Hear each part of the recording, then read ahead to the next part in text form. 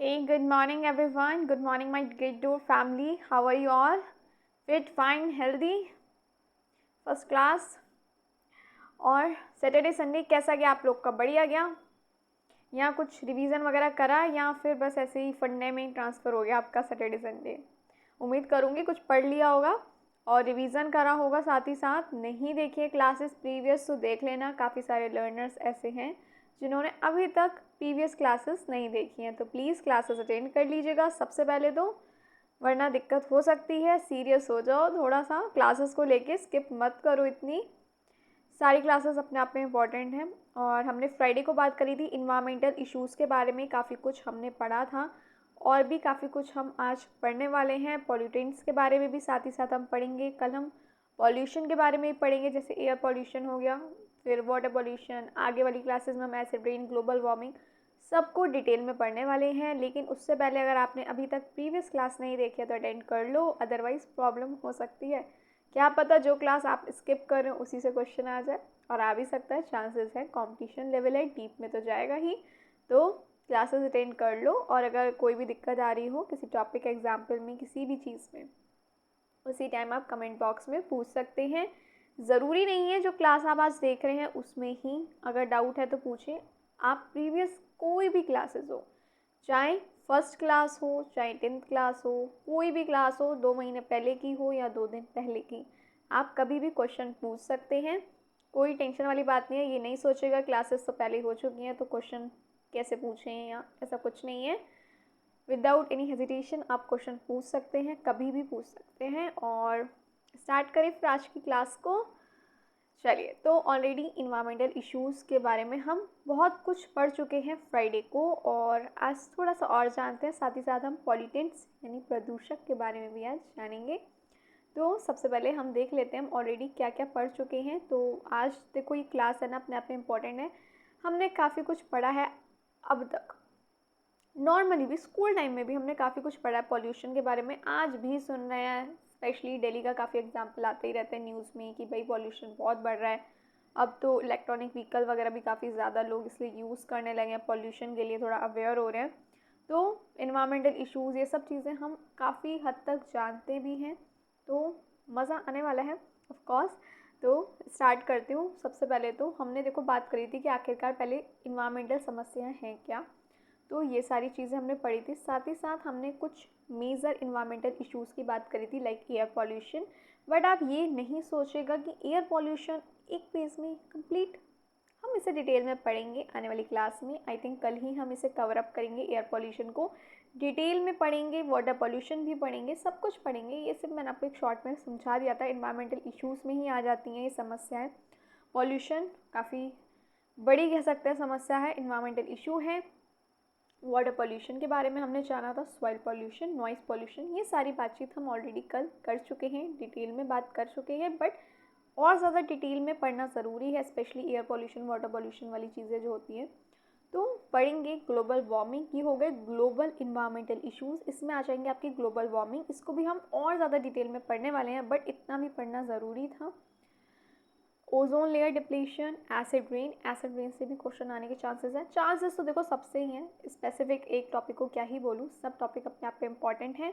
और acid rain को भी हम डिटेल में लेकिन आगे पढ़ेंगे ज़रूर। यूट्रोफिकेशन पढ़ा था हमने, डिफॉरेस्टेशन, सबको पता है पेड़ कट रहे हैं, पेड़ बचाओ, पेड़ लगाओ, सेव, जैसे कहते हैं save water save life, plants भी सेव करना बहुत ज़रूरी है। साथ ही साथ हमने कल बात करी थी सॉलिड वेस्ट की एंड इट्स मैनेजमेंट, जिसमें हमने बात करी थी बायोडिग्रेडेबल, नॉन बायोडिग्रेडेबल क्या होते हैं, and yes reduce, reuse, recycle, इसको भी हमने कल डिटेल में पढ़ा था। काफ़ी मज़ा आता क्लास में कल की, काफ़ी सारी चीज़ें जानी थी। और आज हमारी क्लास स्टार्ट होगी यहाँ से, बायो मैग्नीफिकेशन से। चलो कॉपी पेन लेके बैठ जाओ, नोट्स साथ साथ बनाते चलिए, इट्स वेरी इंपॉर्टेंट, अदरवाइज़ दिक्कत होगी। मैं पहले कह रही हूँ ऑलरेडी सिलेबस जो है वो काफ़ी ज़्यादा डीप में आएगा, काफ़ी ज़्यादा सिलेबस है, तो नोट्स बनाना ज़रूरी है। एंड टाइम पे नोट्स बनाने बैठोगे ना तो दिक्कत होगी, कभी भी नोटिफिकेशन आ सकता है। इमेजिन इसी मंथ आ जाए, मैं ये नहीं कह रही इस मंथ आ जाएगा, किसे पता है ना, हु नोज़, तो कभी भी आ सकता है इन आपका नोटिफिकेशन। बट उससे पहले आपकी तैयारी पक्की होनी चाहिए, क्लासेस डेली अटेंड करिए और नोट्स साथ साथ प्लीज़ बनाते चलिए, अदरवाइज़ प्रॉब्लम में आप फंस सकते हैं।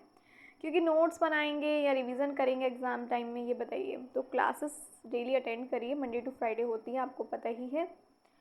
और मैंने आपसे एक सजेशन मांगा था, आपने अभी तक बताया नहीं है। आपको क्या लगता है ये टाइमिंग परफेक्ट है सुबह 11 बजे, या आपका टाइमिंग शिफ्ट कर दिया जाए, इवनिंग में कर दिया जाए?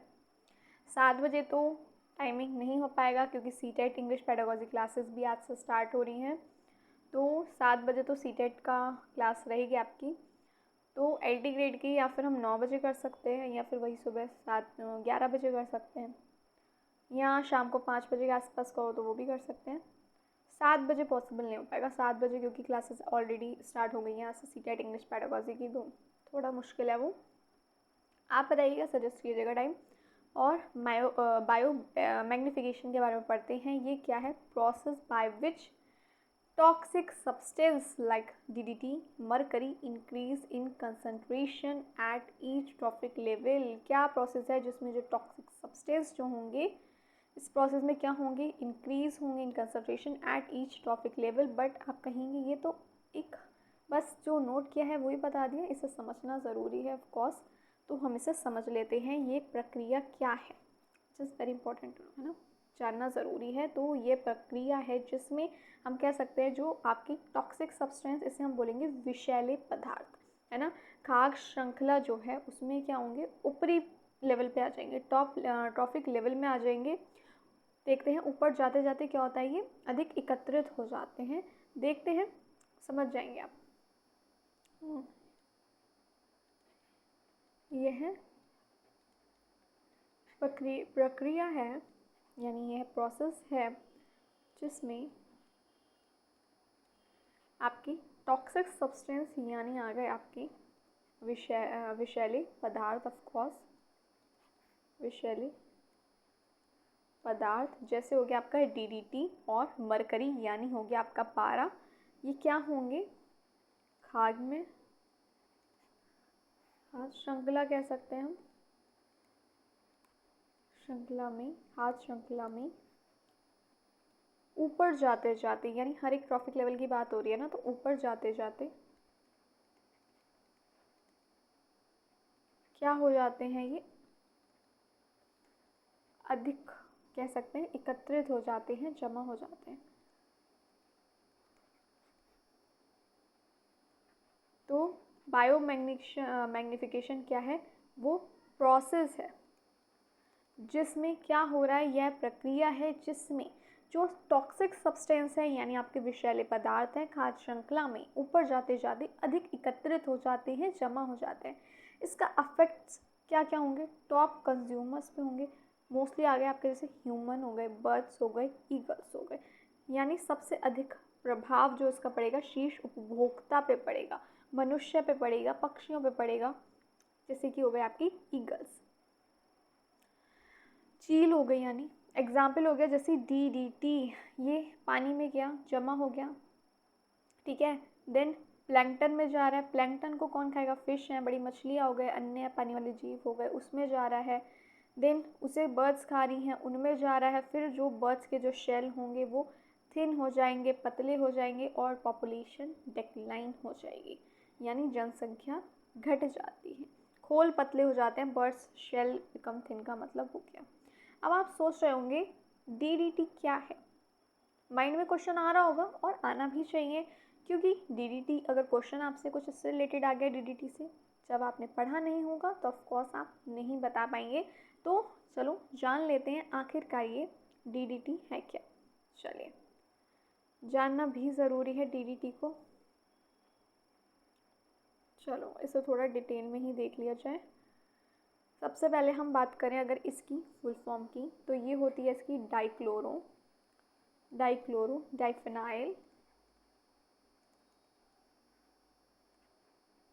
ट्राइक्लोरोथेन। ये है आपकी DDT की फुल फॉर्म। नोट कर लो, डाइफेनाइल ट्राइक्लोरोथेन, ये ई है, ई नोट कर लीजिए। ये क्या है? एक पेस्टिसाइड है, एक सिंथेटिक पेस्टिसाइड है ये। यहाँ पे लिख देती हूँ, बट कलर चेंज कर लो, मैं इनका कन्फ्यूज़न ना हो आप लोगों को। ये क्या है? एक सिंथेटिक पेस्टिसाइड है। क्या है ये? एक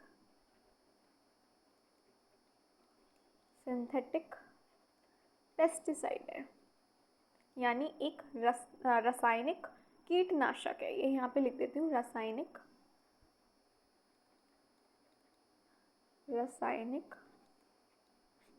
कीटनाशक है। देखो ऑलरेडी हम काफ़ी डिटेल में पढ़ते हैं, सोचो एक एग्जाम्पल में डीटीटी आ गया तो हम उसको भी डिटेल में पढ़ रहे हैं, क्योंकि पढ़ना ज़रूरी है। क्वेश्चन आ गया तो कैसे सॉल्व करेंगे? शॉर्टकट वाला मैं पहले ही बोलती हूँ, ग्रेड डोर पे कोई काम नहीं है, हर चीज़ डिटेल में होती है। बातचीत डिस्कशन भी डिटेल में ही होगा, हर एक टॉपिक का होगा, जो ज़रूरी लगेगा सब होगा। तो इसको डिस्कवर किया किसने था ये भी जान लेते हैं। पहले इसकी फुल फॉर्म लिखी, डाइक्लोरो डाइफिनाइल ट्राइक्लोरोथेन। ये एक सिंथेटिक पेस्टिसाइड है, यानी एक रासायनिक कीटनाशक है। इसको किसने डिस्कवर किया था ये भी जान लेते हैं। पॉल हरमन मिलर ने किया था। मिलर ने, यहाँ पे लिख देती हूँ, डिस्कवर किसने किया था? पॉल हरमन, ये एच है,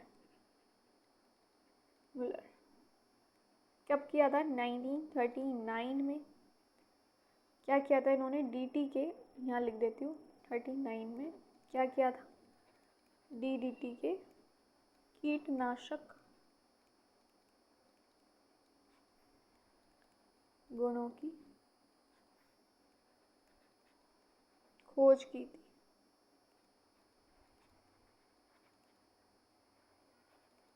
इसे नोट कर लो। इसके लिए इन्हें एक नोबेल प्राइज़ भी मिला था। इसके लिए क्या मिला इन्हें? नोबेल प्राइज़ मिला। नोबेल प्राइज़ मिला, यहाँ लिख देती हूँ, 1948 में इन्हें एक नोबेल प्राइज़ भी मिला था। क्लियर है या नहीं है? पॉल हरमन मिलर ने 1939 में डीडीटी के कीटनाशक गुणों की खोज की थी, जिसके लिए उन्हें एक नोबेल प्राइज़ मिला 1948 में। यहाँ तक कोई दिक्कत है तो जल्दी बताओ। यहाँ तक कोई दिक्कत है तो जल्दी बताइए। क्लियर है यहाँ तक?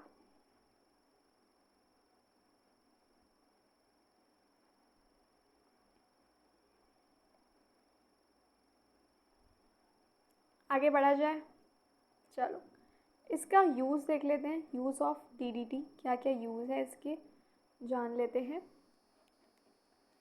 यूज़ ऑफ डीडीटी क्या यूज़ हैं? मच्छर मक्खी मारने में है इसका यूज़, कि मॉस्किटोज़ वगैरह हो गए, मच्छर हो गया है ना, और मक्खी हो गई, कीड़े मारने में इसका यूज़ है, इंसेक्ट्स हो गए जो। और फसल संरक्षण में इसका यूज़ है, फसल संरक्षण के लिए। और किस में है भाई? मलेरिया जैसी बीमारियों को रोकने के लिए, मलेरिया हो गया, टाइफस हो गया, मलेरिया जैसी बीमारियों को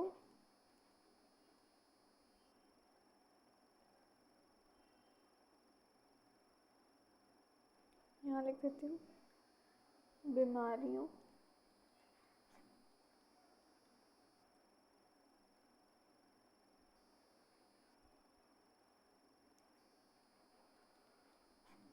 को रोकने के लिए।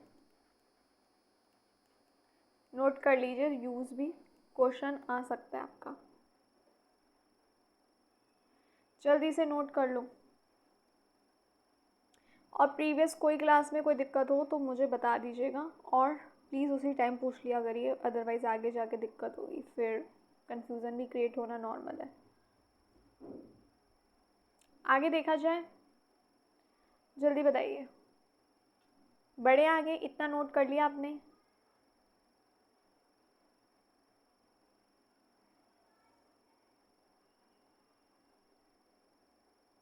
चलो आगे देखते हैं।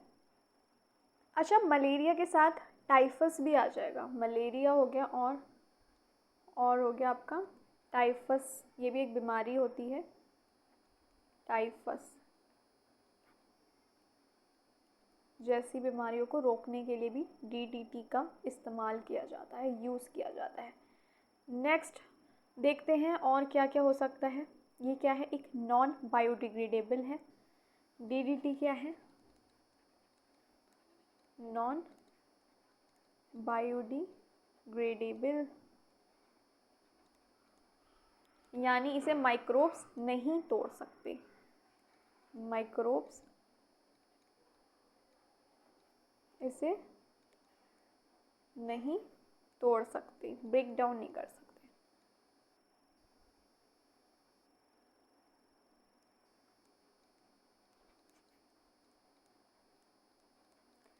जमा होता रहता है नेचर में, नेचर में जमा होता है क्योंकि माइक्रोब्स इसे तोड़ नहीं सकते।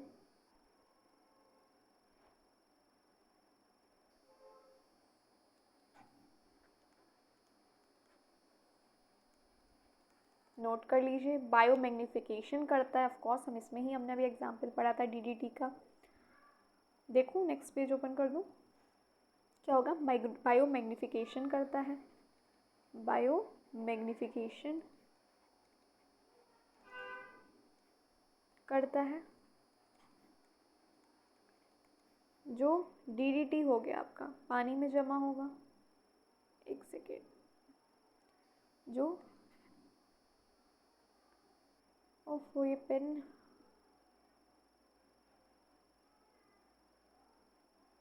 चलिए डीडीटी जो है क्या हो रहा है, ये पानी में है ना, पानी में, ठीक है ना, तो क्या होगा, छोटे जीवों में जमा होगा।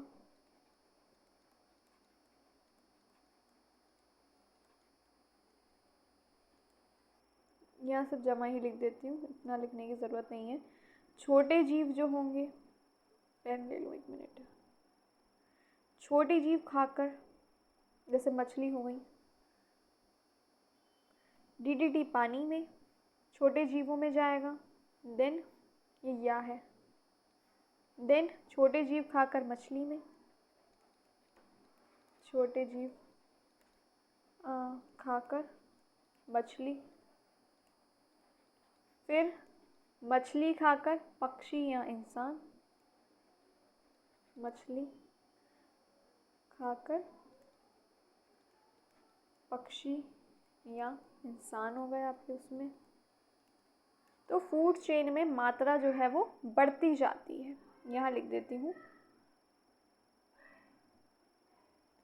फूड चेन में इसकी मात्रा बढ़ती जाती है।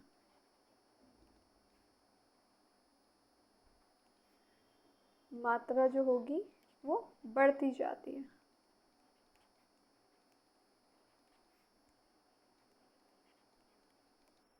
क्लियर है यहाँ तक? सबसे ज़्यादा अफेक्ट होंगे इसमें आपके टॉप प्रेडेटर्स, जैसे आपके ह्यूमंस हो गए, बर्ड्स हो गए, तो ये सबसे ज़्यादा अफेक्ट होंगे इसमें। यहाँ लिख देती हूँ, top predators like human, birds are most affected,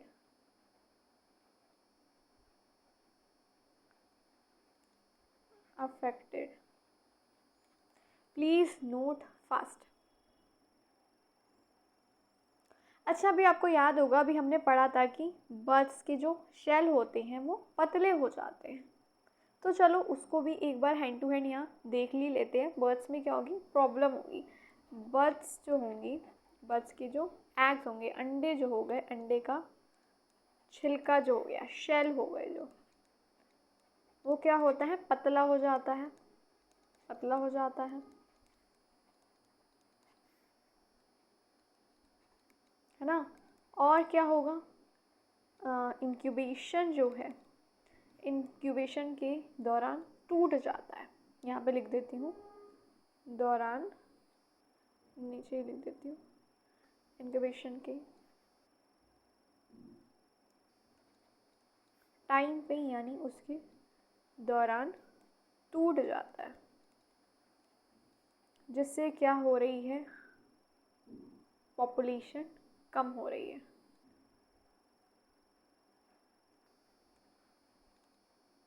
और इस वजह से क्या हो रही है, पॉपुलेशन डिक्लाइन, घट रही है पॉपुलेशन, पॉपुलेशन डिक्लाइन। इसका एक काफ़ी फेमस एग्जाम्पल भी है, बेल्ज ईगल, जो डिक्लाइन हो रहे थे, कहाँ पे बात हो रही थी, यूएस से। काफ़ी फेमस एग्जाम्पल है ये इसका, ये नोट कर लो। तो हम देखते हैं। और अगर क्लास अच्छी लग रही हो, एक्सप्लेनेशन सब क्लियर होती हो क्लास में, सब अच्छा लग रहा हो, तो please don't forget to like share and subscribe. एक सब्सक्राइब कर दो, एक शेयर कर दो, एक लाइक कर दिया करो, ताकि मुझे भी पता चलता रहे आपको क्लासेस कैसी लग रही हैं। और एक बार रिव्यू दे दिया करो क्लास में कैसी लग रही है, आपको एक फीडबैक पता तो चले मुझे। तो इसका एक फेमस एग्जाम्पल है ये, काफ़ी फेमस एग्जाम्पल है इसका ये। क्या एग्जाम्पल है, एक Blaise eagle, decline in USA, ये काफ़ी फेमस एग्जाम्पल है। अब आप सोच रहे होंगे हमने ये क्यों लिखा है, Blaise eagle decline in USA. सोचो सोचो, ये राष्ट्रीय पक्षी है अमेरिका का, नेशनल बर्ड है ये जो है क्या है, एक नेशनल बर्ड है। कहाँ भाई, अमेरिका की राष्ट्रीय पक्षी है। क्या हो रहा था ना, एक समय में इनकी जो पॉपुलेशन है ना, वो घटती जा रही थी, काफ़ी घटती जा रही थी। किस वजह से, इसका एक रीज़न था डीडीटी, बहुत तेज़ी से गिर रही थी, और इसका एक बड़ा रीज़न था डीडीटी पॉल्यूशन, है ना। तो क्या हो रहा था, एक टाइम पे इसकी पॉपुलेशन घटती जा रही थी, जिसका एक रीज़न आया सामने, वो था आपका डीडीटी। तो डीडीटी पॉल्यूशन था इसका एक बड़ा रीज़न।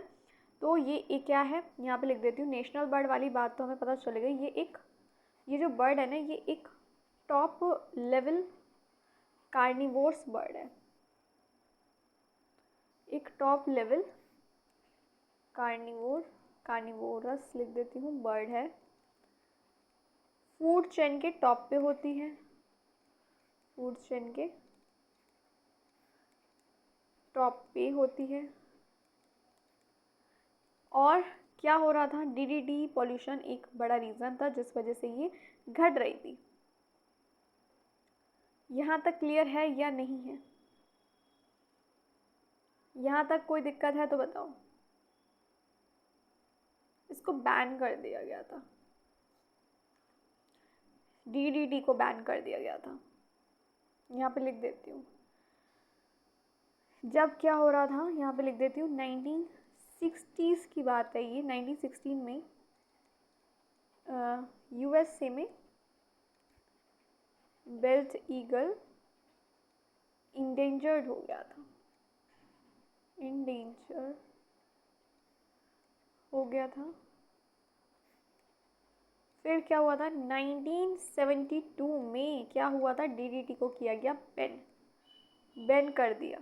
कहाँ पे, यूएसए में। उसके बाद क्या हुआ, ग्रेजुअली ईगल की पॉपुलेशन वापस आ गई। रीज़न तो वैसे भी डीडीटी था, जैसा कि आया आपके सामने। डीडीटी एक बड़ा रीज़न था, डीडीटी पॉल्यूशन, जिस वजह से क्या हो रही थी, जो ये बेल्ट ईगल जो थी, क्या हो रही थी, गायब होती जा रही थी, इनकी पॉपुलेशन डिक्लाइन हो रही थी, घट रही थी। जब 1972 में डीडीटी बैन हो गया तो ग्रेजुअली पॉपुलेशन वापस आ गई। ऑफकोर्स बढ़ेगी, जब मरेगी नहीं तो आगे इंक्रीज होगी फैमिली। यहाँ तक क्लियर है या नहीं है। डीडीटी का इफेक्ट देखना है क्या, ये भी देख लेते हैं। सोचो यार, कितना कुछ हमने पढ़ लिया डीडीटी से, है ना, कितना कुछ हमने पढ़ लिया डीडीटी। पहले ही पेज पे फर्स्ट सेकंड लाइन का फर्स्ट एक छोटा सा प्यारा सा दिखने में तो लग रहा था डीडीटी, लेकिन इस डीडीटी में कितना कुछ है जानने के लिए। कितनी लंबी हो जाएगी मुझे नहीं पता क्लास, देखते हैं आज हम पॉल्यूटेंट पढ़ पाते हैं नहीं पढ़ पाते, देखते हैं, पहले हम इसे कंप्लीट करें। डीडीटी क्रॉप या पानी में स्प्रे होता है, इसका कह सकते हैं क्रॉप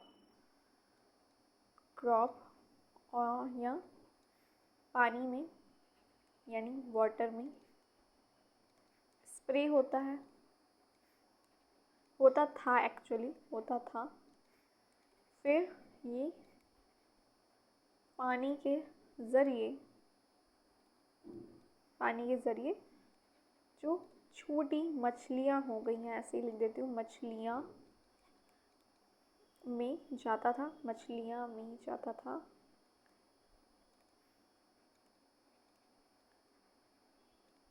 उसके बाद क्या होता था? उसके बाद क्या होगा? बड़ी जो ईगल, यहाँ हम कह सकते हैं जो बेल्ड ईगल है, बेल्ड ईगल उन्हीं मछलियों को खाती थी। इससे क्या हो रहा था? डीडीटी जा रहा था बॉडी में, शरीर में जा रहा था। इससे जो डीडीटी उनके शरीर में जमा हो जाता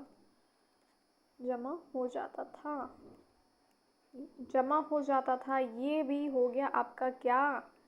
बायोमैग्निफिकेशन, जमा होना टॉक्सिक सब्सटेंसेस का।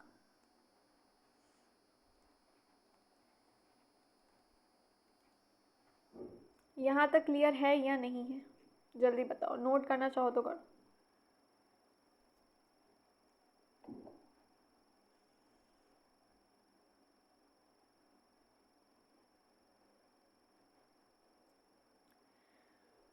अच्छा, बर्ड्स पे इसका काफ़ी भाई असर पड़ा, बर्ड्स पे काफ़ी इम्पैक्ट पड़ा इसका, डीडीटी का डायरेक्ट इम्पैक्ट बर्ड्स पे पड़ा। हमने अभी देखा कैसे बेल्ट ईगल की जो पॉपुलेशन है वो गिर गई। कैसे गिरी? शेल हमने भी पढ़ा, जो शेल था, खोल था अंडे का, वो पतला हो गया।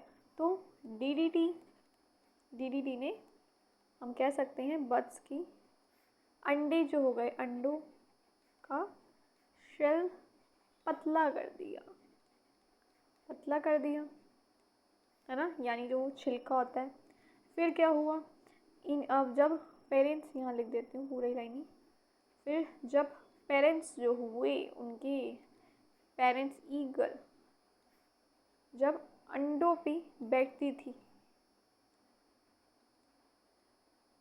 इंक्यूबेशन अभी हमने पढ़ा था ना, तो क्या होता था? अंडे टूट जाते थे। मैं इसलिए इतना डिटेल में सब लिख रही हूँ ताकि आप लोग भी लिखते चलो, कुछ मिस ना हो जाए। टूट जाते थे। जब अंडे टूट जाते थे तो क्या हो रहा है भाई? न्यू चिक्स पैदा ही नहीं हो रहे। क्या हो रहा है? अब जो बच्चे हैं वो पैदा ही नहीं हो रहे, न्यू चिक्स जो है वो पैदा नहीं हो पाते थे, पहले की बात हो रही है ना। तो क्या हुआ? ऑफ कोर्स, जब न्यू चिक्स पैदा ही नहीं हो रहे तो जो बेल्ट ईगल की पॉपुलेशन है वो कम हो गई, बहुत तेज़ी से गिर गई, पॉपुलेशन घट गई। यानी नोट कर लो, जल्दी से इसको नोट कर लीजिए। और सब समझ आ रहा हो तो लाइक शेयर और सब्सक्राइब कर देना, भूलना नहीं। आगे बढ़ा जाए या नहीं? जल्दी बताओ, बढ़े आगे? उससे पहले कहाँ थे हम? एक ही तो पॉइंट शायद देखा था, डीडीटी देख लिया था क्या सारा? चेक कर लो एक बार, काफ़ी कुछ पढ़ लिया। हाँ, ये तो हमने देख लिया एग्जाम्पल। आगे बढ़ते हैं। देन क्या आएगा आपका? 3 बायोडाइवर्सिटी, यानी जैव विविधता को खतरा। हिंदी में हम बोलेंगे जैव विविधता को खतरा, थ्रेट। कारण क्या है भैया? हैबिटाट लॉस होना, निवास स्थान का नुकसान। फिर हो गया आपका प्रदूषण, पॉल्यूशन, ओवर एक्सप्लॉयटेशन, हम कह सकते हैं अत्यधिक दोहन। एलियन स्पेशीज मतलब हो गया आपका विदेशी प्रजाति, और क्लाइमेट चेंज यानी जलवायु में परिवर्तन। तो ये थे कारण। कंजर्वेशन कौन सा हुआ इसका?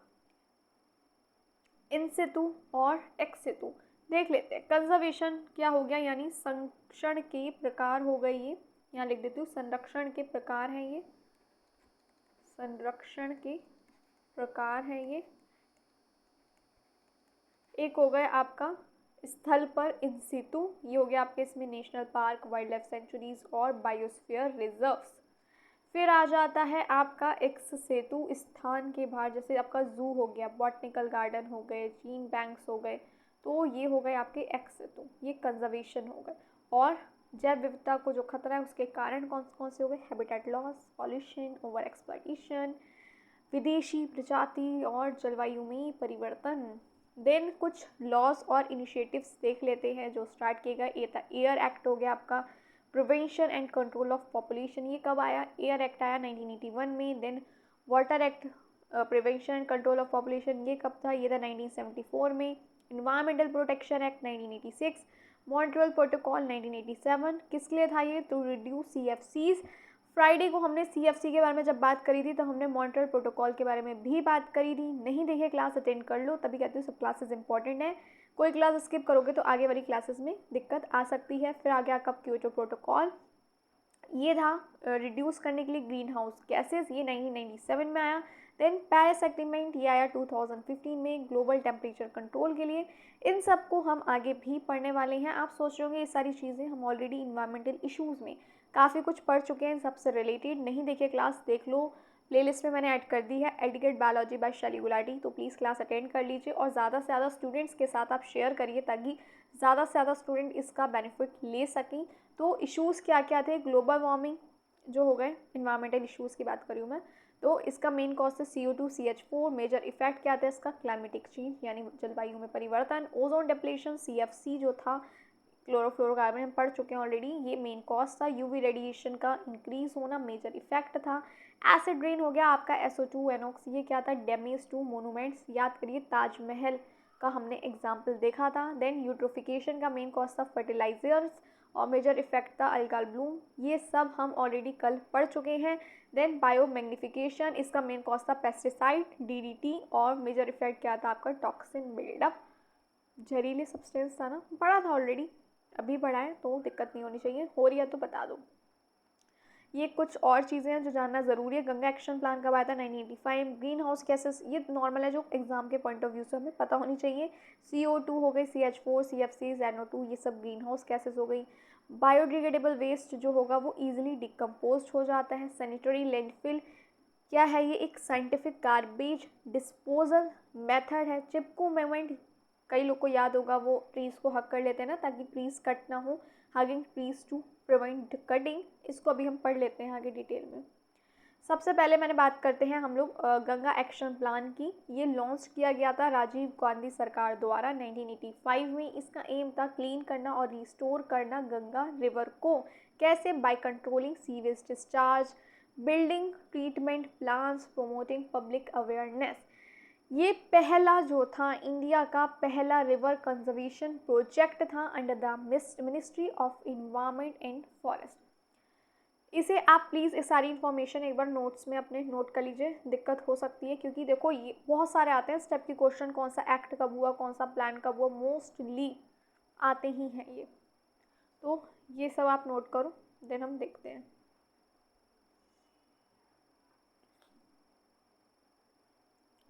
ये प्लांट नहीं है, प्लान है, आई थिंक बाई मिस्टेक मुझसे हो गया तो इसे इग्नोर कर दो, है ना। ये है आपका Ganga action plan, Ganga action plan, note कर लो जल्दी से। गंगा नदी को साफ और पुनर्जीवित करना इसका एम था, क्लीन करना और रिस्टोर करना। सीवेज को रोकना, कंट्रोलिंग सीवेज डिस्चार्ज यानी सीवेज को रोकना, ट्रीटमेंट प्लांट बनाना कह सकते हैं हम, और प्रमोटिंग पब्लिक अवेयरनेस, ये तो बहुत ही ज़रूरी है, लोगों में जागरूकता फैलाना। भारत का पहला नदी संरक्षण योजना थी, पर्यावरण मंत्रालय के तहत, ministry of environment and forest, under ministry of environment and forest.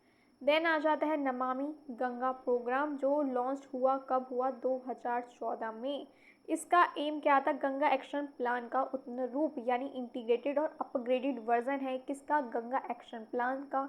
इसका फोकस किस पे था? सीवेज ट्रीटमेंट पे था। और किस पे था? रिवर फ्रंट डेवलपमेंट में था, घाटों का विकास, बायोडाइवर्सिटी कंजर्वेशन यानी आपकी होगी जैव विविधता का संरक्षण, कंजर्वेशन को हम हिंदी में संरक्षण बोलते हैं। देन आगे आपका कम्युनिटी पार्टिसिपेशन, लोगों की भागीदारी सॉरी। देन आपका चिपकू मूवमेंट स्टार्ट ये कब हुआ था? ये हुआ था 1973 में उत्तराखंड में। किसके द्वारा हुआ था? विलेजर्स के द्वारा हुआ था, जिसे लीड किसने किया था? सुंदरलाल बहुगुणा ने। नोट करना चाहो तो कर लो, बहुगुणा जो है सुंदरलाल बहुगुणा नेता है ना। देन इसका मेथड क्या था भाई? डिफॉरेस्टेशन यानी पेड़ को काटने से रोकने के लिए पेड़ों को हक कर लिया गया था। इसका एम क्या था? Forest conservation through non violent protest, मारपीट वगैरह नहीं, नॉन वायलेंट तरीके से अपने वन को बचाना कह सकते हैं हम, पेड़ों से चिपक कर कटाई को रोकना, वनों की रक्षा करना। और ये बहुत अच्छा है, सबको भैया पेड़ पौधे लगाने चाहिए, डिफॉरेस्टेशन रुकना चाहिए, पॉल्यूशन भी कम होगा। देन आ जाता है आपका नर्मदा बचाओ आंदोलन। इसकी लीडर थी मेधा पाटकर। इसका एम था किस वजह से? जो कंस्ट्रक्शन हो रहा था सरदार सरोवर डैम का, उसे रोकना। इसका कंसर्न क्या था? Displacement of people, loss of forest and tribal land. क्या हो रहा था? जंगलों का कटना, लोग इधर उधर होंगे, उनका घर सब छिन जाना, तो उसके लिए सारा प्रोटेस्ट हुआ था। लोगों का विस्थापन कह सकते हैं हम, जंगलों और आदिवासी भूमि का नुकसान जो था, ये कंसर्न थे उनके। और उन्होंने प्रोटेस्ट किया था रोकने के लिए सरदार सरोवर डैम का जो कंस्ट्रक्शन हो रहा था, निर्माण का विरोध किया था इन्होंने। अच्छा, अब आप लोग ये चीज़ सोच रहे होंगे ना कि नाम है नर्मदा बचाओ आंदोलन, लेकिन सरदार सरोवर डैम कंस्ट्रक्शन की अगेंस्ट था ये प्रोटेस्ट। क्वेश्चन किस किस के माइंड में आया? जल्दी बताओ कौन कौन है? नाम नर्मदा बचाओ, लेकिन जो इनका प्रोटेस्ट था, विरोध इन्होंने किया था सरदार सरोवर डैम के उसके खिलाफ। तो क्यों? देखो क्या हो रहा था ना, नदी पे जो है बड़े बनाए जा रहे थे, बांध बनाए जा रहे थे। जैसे हो गया आपका सरदार सरोवर डैम, यहाँ पे लिख देती हूँ मैं, नेक्स्ट पेज ही लिख देती हूँ, यहाँ पे पूरा आने में दिक्कत होगी। क्या हो रहा था? नदी का प्राकृतिक जो बहाव है वो बदल रहा था। क्या हो रहा था? नर्मदा नदी पर जो बड़ी कह सकते हैं बांध बनाए जा रहे थे।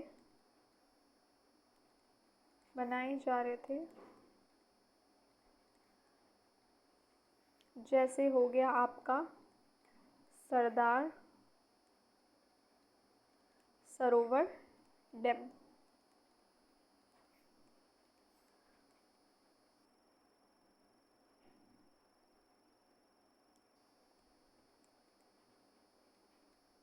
उनसे क्या हो रहा था? नदी का जो नेचुरल फ्लो था वो बदल रहा था। यहाँ पे लिख देती हूँ, नदी का प्राकृतिक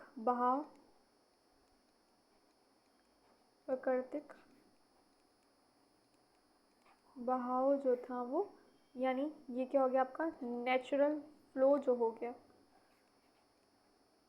बदल रहा था।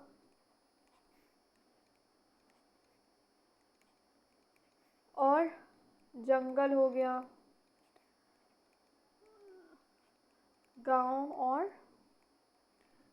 कई हजार लोगों के घर डूबने वाले थे।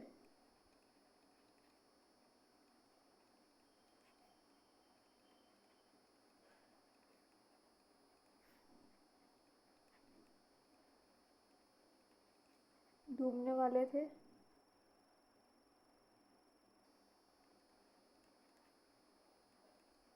और क्या हो रहा था वो भी देख लेते हैं।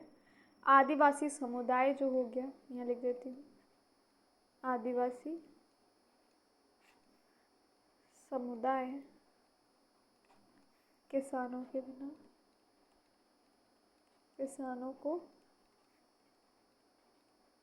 बिना उचित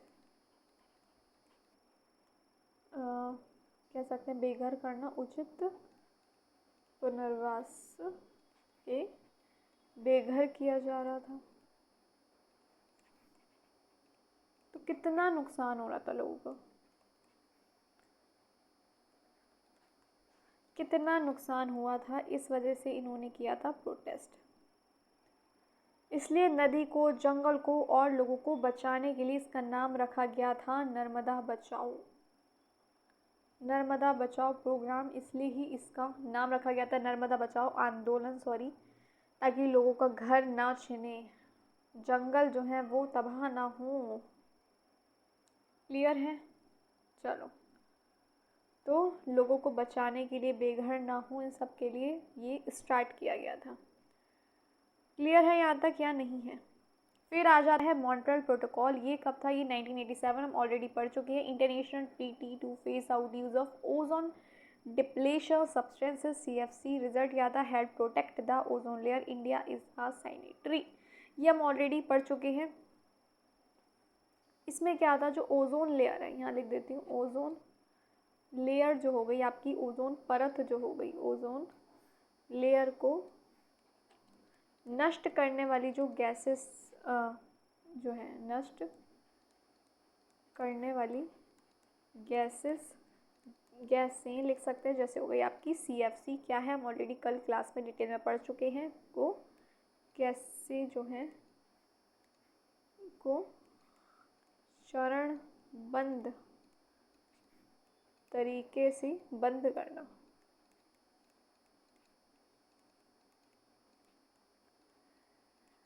इससे ओजोन लेयर की रक्षा में मदद मिलती है। इसका रिजल्ट ये था जब ये गैस जैसी गैसों को बंद किया गया, और भारत भी इसका सदस्य है।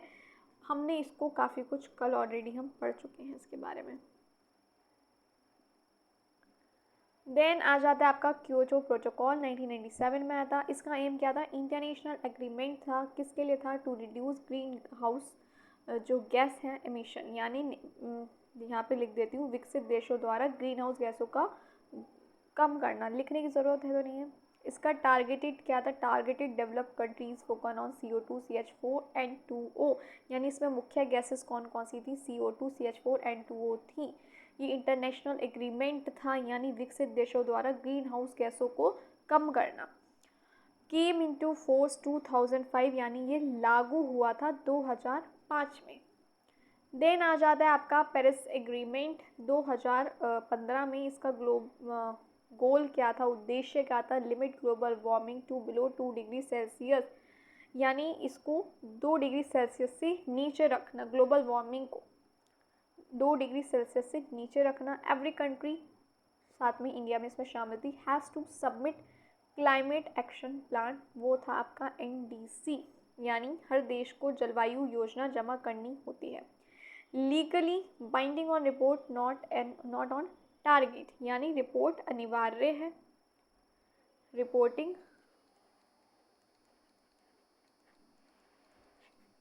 अनिवार्य, लेकिन लक्ष्य जो है, टारगेट जो है, लेकिन लक्ष्य बाध्यकारी नहीं है, बाध्यकारी नहीं। नेक्स्ट देखते हैं इन्वायरमेंटल प्रोटेक्शन एक्ट। ये आया था 1986 में। अम्ब्रेला एक्ट कह सकते हैं for controlling all type of pollution, यानी सारी टाइप के जो पॉल्यूशन होगा उसको कंट्रोल करने के लिए। Air pollution, water pollution, soil pollution, noise pollution, क्या है ये? हम ऑलरेडी इसके बारे में कल की क्लास में काफ़ी कुछ जान चुके हैं, है ना। ये कब पास हुआ था? आफ्टर भोपाल गैस ट्रेजेडी जो 1984 में हुई थी, उसके बाद इसे पास किया गया था। Gives central government the power to take direct action, यानी केंद्र सरकार को सीधे कार्यवाही का अधिकार दिया गया था। देन आ जाता है आपका एयर एक्ट 1981 में आया था, यानी prevention and control of pollution, निवारण और नियंत्रण। वायु अधिगम एक्ट कह सकते हैं इसको, है ना। वायु अधिनियम, अधिनियम नहीं, अधिनियम, यहाँ लिख देती हूँ। एयर हो गई आपकी वायु, और pollution and control of pollution, ये हम कह सकते हैं निवारण, प्रिवेंशन हो गया, निवारण और नियंत्रण।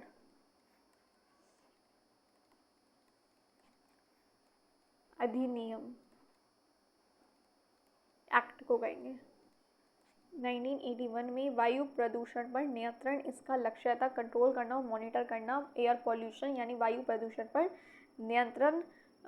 देन आ जाता है setup central pollution control board, यानी स्थापना की गई थी केंद्रीय प्रदूषण नियंत्रित जो ये बोर्ड की बात हो रही है उसकी, यानी सीपीसीबी की। इसका टारगेट्स क्या था? इंडस्ट्रियल स्मोक हो गए और व्हीकल एमिशन हो गए, यानी फैक्ट्री और व्हीकल्स जो हो गए, परिवहन हो गए, उससे निकलने वाला जो धुआं हो गया, तो ये उसके टारगेट थे एयर एक्ट में।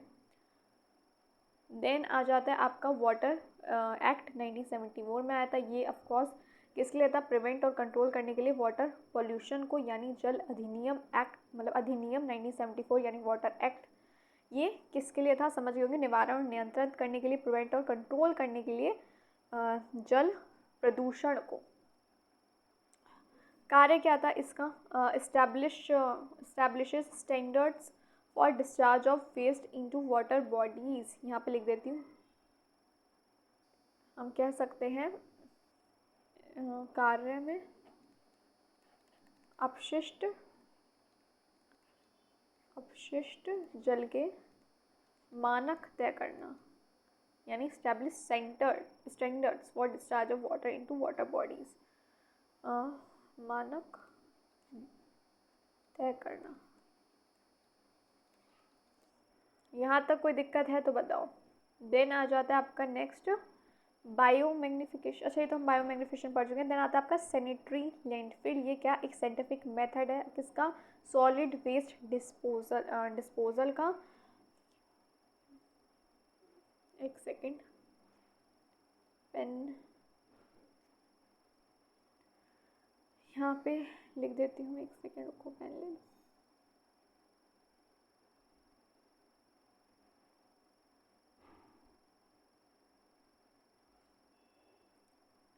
ये क्या है? ठोस जो कचरा है उसको निपटाने की एक वैज्ञानिक विधि है, एक मेथड है।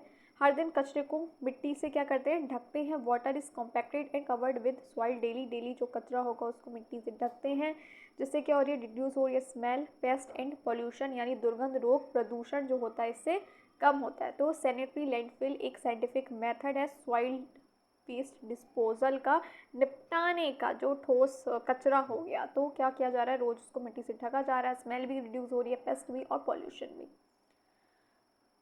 फिर आ जाता है आपका इंसैनरेशन। ये क्या है? इसमें क्या है? जो सॉलिड वेस्ट है आपका ठोस कचरा, उसको हाई टेम्परेचर पे जलाना। इससे क्या होगा? कचरा भी कम होगा और जो पैथोजेंस भी होंगे वो भी मर जाएंगे, और इससे रिलीज़ होती हैं हार्मफुल गैसेस। अगर फिल्टर ना हो तो इससे हानिकारक गैसें निकलती हैं। क्लियर है? अगर फिल्टर ना हो तो हानिकारक जो गैसें हैं वो उससे निकल सकती हैं।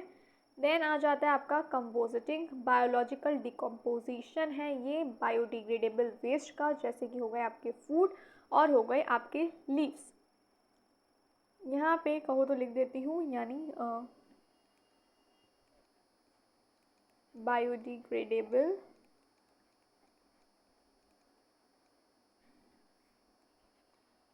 कचरे, यानी भोजन और पत्तियों का जैविक विघटन है, डिकम्पोजिशन है, जैविक विघटन।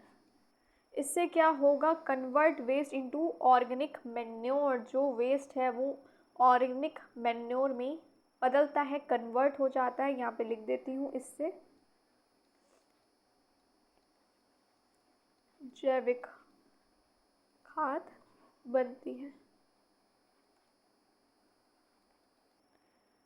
और फिर आ जाता है आपका नेक्स्ट वर्मी कंपोजिटिंग।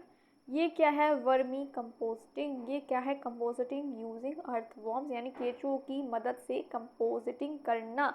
ये तेज़ है, इको फ्रेंडली है, और क्या है? इको फ्रेंडली वे है टू क्रिएट रिच सॉइल। यानी क्या है ये भाई तेज है, और क्या है भाई? पर्यावरण हितैषी कह सकते हैं हम, हितैषी और पोषक खाद। फास्ट है, ये इको फ्रेंडली है, केंचुओं की मदद से हो रही है इसमें कंपोजिटिंग। यहाँ तक क्लियर हुआ? अब भाई पॉल्यूटेंट्स क्या है, तो भाई पॉल्यूटेंट्स अगर अभी पढ़ना शुरू किया ना तो भाई पॉल्यूटेंट्स पॉल्यूशन में भी लग जाएगा आपको 1 घंटा और। तो चलते हैं, ऑलमोस्ट 1 घंटा होने वाला है, 50 मिनट्स हो चुके हैं। अब हम पॉल्यूटेंट्स के बारे में बातचीत करेंगे कल डिटेल में, क्योंकि काफ़ी कुछ है पॉल्यूटेंट्स में पढ़ने के लिए। क्लासीफाई किया गया इनको 3 टाइप्स में, ऐसे बायोडिग्रेडेबिलिटी में, ऑरिजिन में, नेचर में, यानी आपके इसमें बायोडिग्रेडेबल पॉल्यूटेंट्स, नॉन बायोडिग्रेडेबल हो गए। साथ ही साथ इसमें आ जाएंगे आपके primary pollutants, secondary pollutants, quantitative pollutants, qualitative pollutants. तो काफ़ी कुछ है पॉल्यूटेंट्स में पढ़ने के लिए, ये सब हम कवर अप करेंगे कल अपनी नेक्स्ट क्लास में, वही same time Monday to Friday class होती है। जितने भी न्यू लर्नर्स उन्हें बता दूँ, क्लासेस हमारी मंडे टू फ्राइडे चलती हैं, सुबह 11 बजे होती हैं। अभी तक चैनल को सब्सक्राइब नहीं किया तो कर लीजिए, और आप यहाँ आपके नोन में कोई भी अगर सीटेट की तैयारी कर रहा हो तो उसे बता दीजिएगा। आज शाम को 7 बजे से हमारी इंग्लिश पेडागोजी क्लासेस स्टार्ट हो रही है। आज है हमारा सिलेबस डिस्कशन, ये क्लासेस हमारी पेपर 1, 2 दोनों के लिए हैं। तो अगर कोई भी आपकी नोन में फ्रेंड्स, रिलेटिव्स, कज़न, भाई बहन कोई भी अगर तैयारी कर रहा हो तो उस तक इन्फॉर्मेशन पहुंचा दीजिए। साथ ही साथ अपने फ्रेंड्स जो भी LT ग्रेड की, नीट की, TGT की तैयारी कर रहे हों तो उन्हें बता दीजिएगा। क्लासेस ग्रेड डोर पे होती हैं सुबह 11 बजे। मिलती हूँ फिर आपसे कल नेक्स्ट क्लास में, तब तक के लिए bye bye, take care of yourself and your family. Thank you for watching.